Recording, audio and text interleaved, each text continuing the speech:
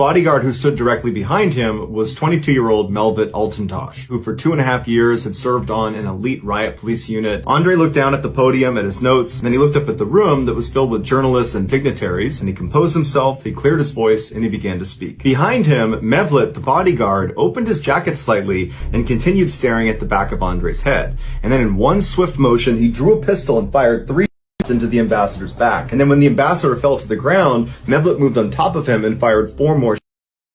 Guests started screaming and running for cover. Meanwhile, Mevlut pointed his finger into the sky and yelled, "Do not forget Aleppo, do not forget Syria." And then he began walking around the exhibit, smashing the pictures on the wall before Turkish security forces showed up. There was a gunfight and Mevlut was killed. Regardless of why it happened, what the world remembers from this event is the award-winning photograph that was taken of Mevlut immediately after he committed the attack.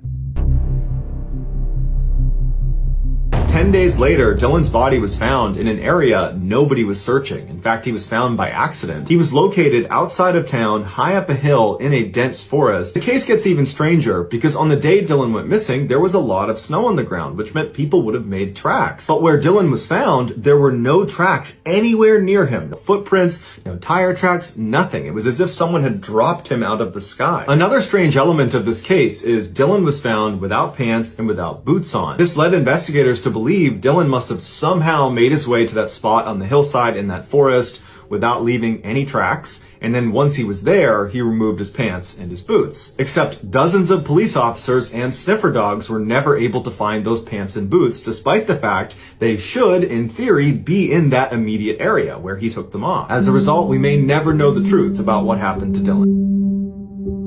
This is why you never judge a book by its cover. On the evening of August 7th, 1985, police received a call about a mentally ill woman attacking her family with a gun. When police arrived at her residence, they didn't hear any shooting or hear any noises coming from inside the house. Police tried yelling for the shooter to come outside, but when she didn't listen, they went in.